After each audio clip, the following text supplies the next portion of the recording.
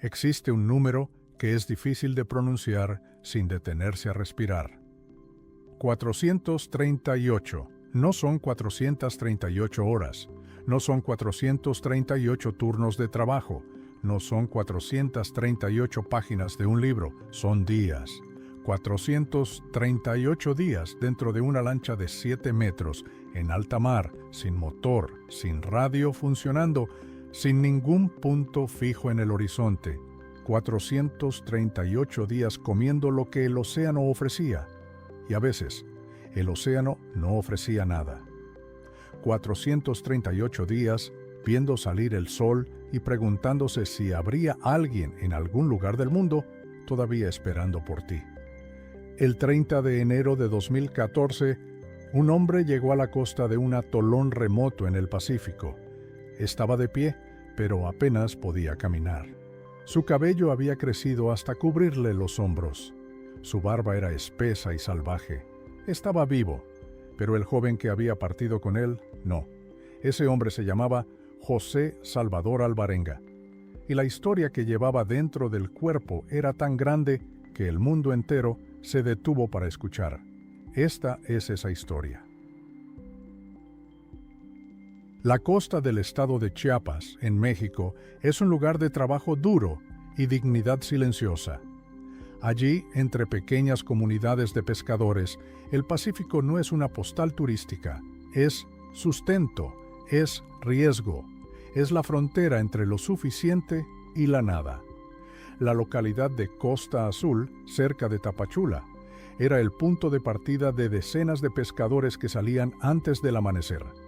Empujaban sus lanchas hacia el agua oscura y desaparecían en el horizonte por horas, a veces por días. Era un trabajo que exigía valentía cotidiana, pero no se veía como heroísmo. Era simplemente lo que se hacía para vivir. En noviembre de 2012, el calendario marcaba el final de un año común. Ningún evento extraordinario había ocurrido en esa parte de México. Las tormentas del Pacífico eran conocidas por aparecer con rapidez traicionera, pero los pescadores locales llevaban ese conocimiento en el cuerpo.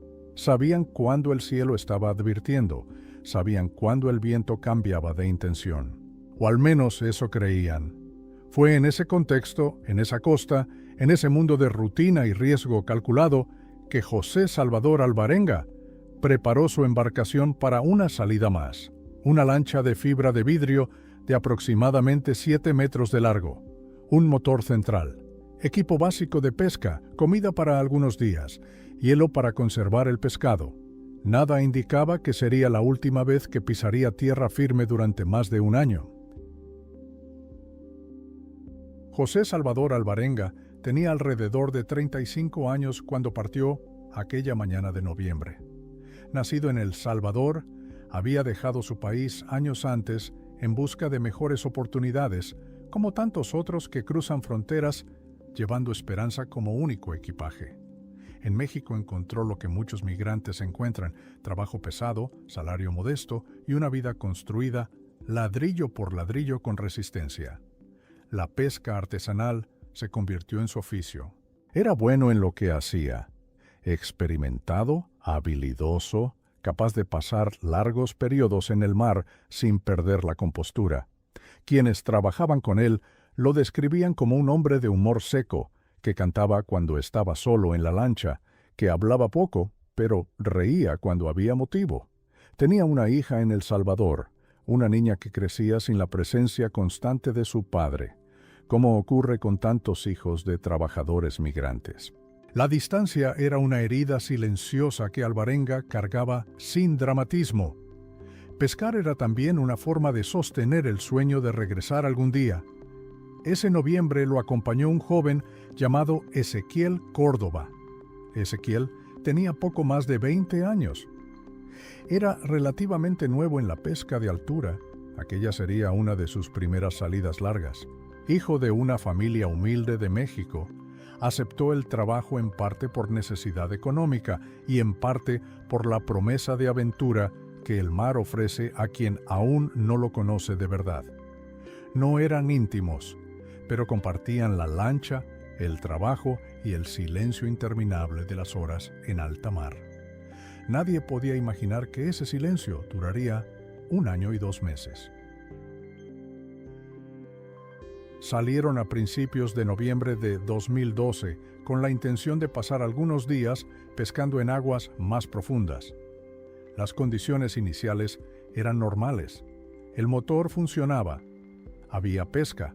Era una jornada común. Pero el Pacífico no respeta rutinas.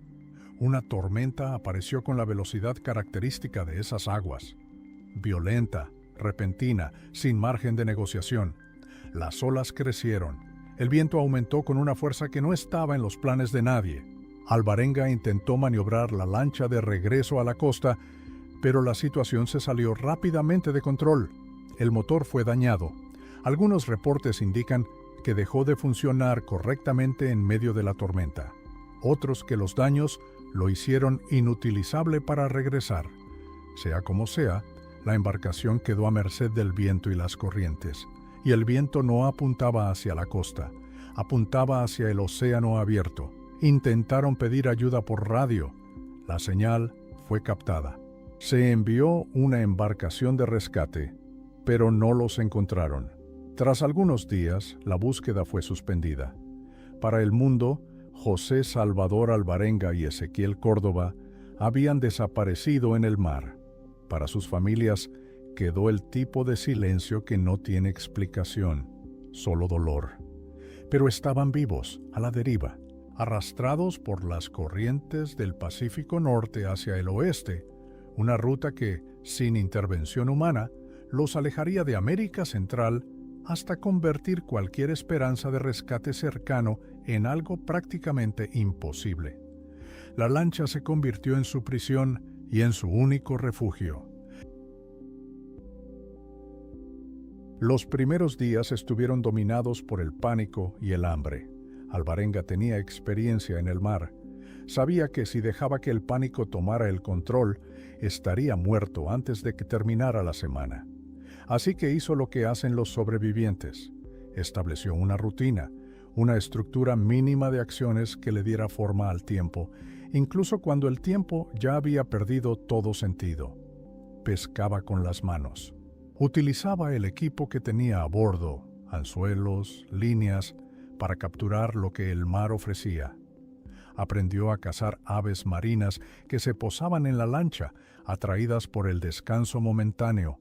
Capturaba tortugas que nadaban cerca de la embarcación, un proceso que exigía fuerza, paciencia y la capacidad de desconectarse emocionalmente de lo que estaba haciendo. Comía todo crudo, pescado crudo, carne de tortuga cruda, sangre de ave, que le proporcionaba proteínas y líquido cuando la lluvia no aparecía.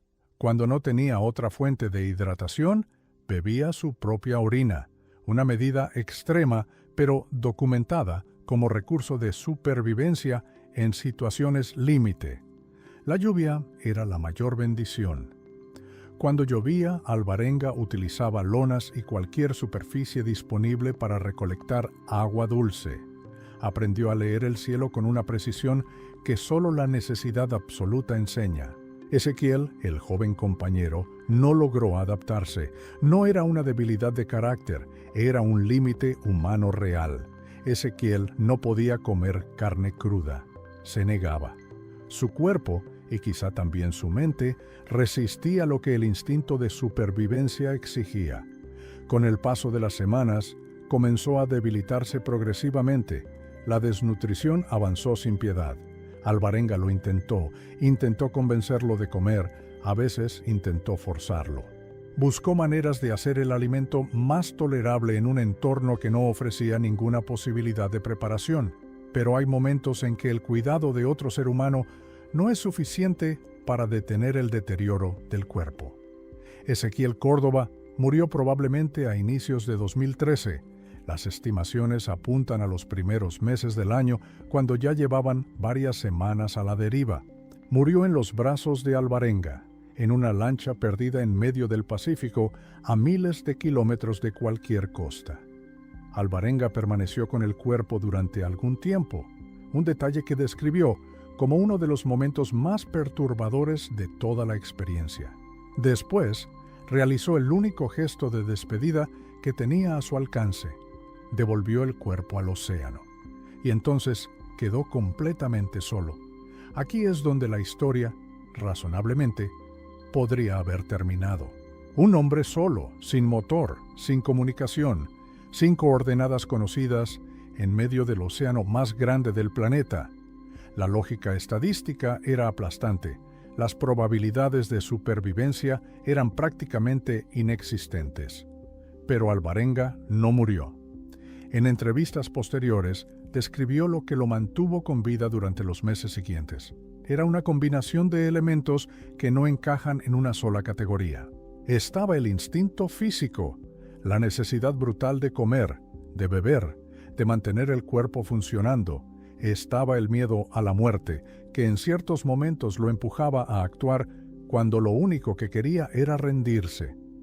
Y estaba, según él mismo relató, la presencia constante de Ezequiel, no como un fantasma en sentido sobrenatural, sino como una presencia psicológica real. Alvarenga describió conversaciones con el joven fallecido, largas conversaciones, a veces en voz alta, en los días en que el silencio del océano se volvía insoportable. Cantaba, rezaba, maldecía al mar, gritaba hacia el horizonte.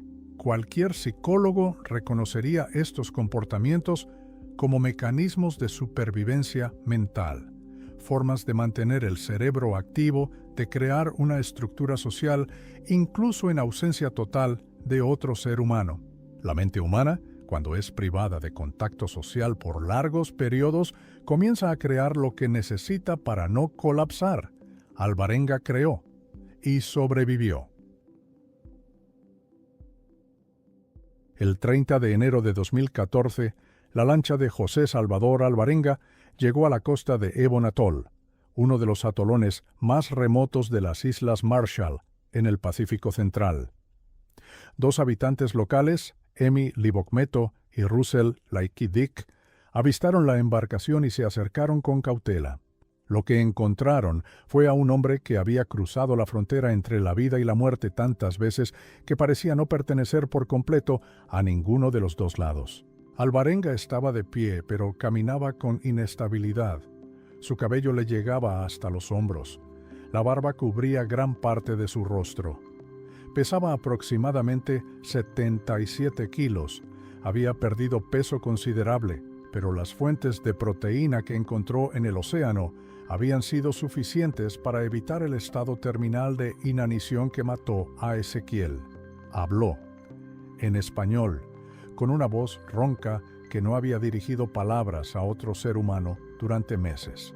Los habitantes de las Islas Marshall no entendían lo que decía, pero entendieron lo suficiente.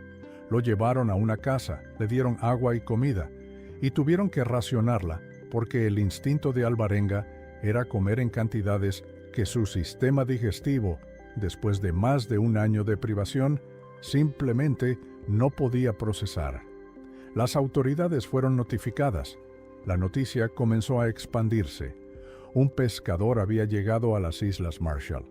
Había partido de México. Estaba vivo después de 438 días en alta mar. Los médicos que lo examinaron describieron un estado físico sorprendente. Tenía infecciones en las piernas por la exposición constante al agua salada. Su visión había sido afectada por el sol. Presentaba signos de desnutrición, pero no en el nivel crítico esperado. Su corazón funcionaba, su cerebro estaba intacto. Psicológicamente, la situación era más compleja. Alvarenga describió dificultades para dormir durante los primeros días en tierra. El movimiento de las olas se había incorporado tanto a su cuerpo que la inmovilidad de la tierra firme le resultaba extraña, casi amenazante. Despertaba buscando el horizonte del océano y se encontraba con paredes. Era libre.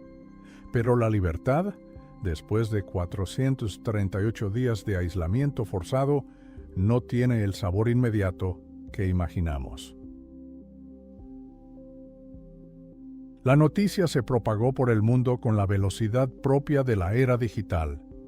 En cuestión de días, El nombre de José Salvador Alvarenga aparecía en medios de todos los continentes. BBC, CNN, Associated Press, grandes periódicos europeos y latinoamericanos, todos publicaban la historia del hombre que había sobrevivido 438 días en el Pacífico. La reacción inicial fue incredulidad. Especialistas en supervivencia marina fueron consultados. Oceanógrafos analizaron si la ruta descrita desde México hasta las Islas Marshall era físicamente posible. La conclusión fue que sí. Las corrientes del Pacífico Norte podían arrastrar una pequeña embarcación sin motor a lo largo de más de 12,000 kilómetros durante más de un año. La historia era real, y eso no la hacía menos difícil de comprender. Hubo, sin embargo, una sombra en la repercusión del caso. La familia de Ezequiel Córdoba no aceptó sin cuestionamientos todas las versiones relatadas por Alvarenga. Expresaron dudas, dolor. La madre de Ezequiel manifestó públicamente su sufrimiento por la muerte de su hijo y la dificultad de procesar una historia que ella no vivió. Detrás de toda historia de supervivencia existen también las historias de quienes no sobrevivieron y de quienes quedaron con el duelo. En 2016, el periodista Jonathan Franklin publicó el libro 438 Days, An Extraordinary True Story of Survival at Sea, escrito con la participación directa de Alvarenga. El libro se convirtió en bestseller internacional y consolidó el caso como uno de los relatos de supervivencia marítima más extraordinarios jamás documentados. Existe un error común sobre los sobrevivientes de situaciones extremas. Se cree que, después del rescate, la vida retoma su curso enriquecida, que la persona sale más fuerte, más sabia, más completa. La realidad es mucho más compleja. Alvarenga regresó a El Salvador, se reencontró con su familia y con su hija. Fue un reencuentro cargado de ausencia acumulada. Describió dificultades de reintegración. El mundo que había dejado parecía familiar y extraño al mismo tiempo. Algunas experiencias no tienen palabras adecuadas. Se alojan en el cuerpo, en la memoria muscular, en las pesadillas nocturnas. Nunca volvió a México para pescar. El Océano Pacífico tiene más de 165 millones de kilómetros cuadrados. Es el objeto natural más grande de la superficie de la Tierra. Dentro de ese océano inmenso, durante 438 días, hubo una lancha de 7 metros. Y dentro de esa lancha, un hombre. No un superhéroe. No un personaje de ficción. Un pescador migrante de El Salvador, con una hija lejana y una resistencia que quizá ni él mismo sabía que tenía, hasta que el océano se la exigió. La historia de José Salvador Alvarenga es perturbadora y consoladora al mismo tiempo. Perturbadora porque nos recuerda lo frágiles que somos. Consoladora porque demuestra que, incluso en el abismo más vasto, un ser humano común puede encontrar dentro de sí lo suficiente para resistir. Ezequiel Córdoba murió en ese océano. Su memoria merece más que una nota al pie. Sobrevivir no es solo gloria, es culpa, es duelo, es silencio. José Salvador Alvarenga regresó. El océano tenía 165 millones de kilómetros cuadrados y aún así no fue suficiente para borrarlo.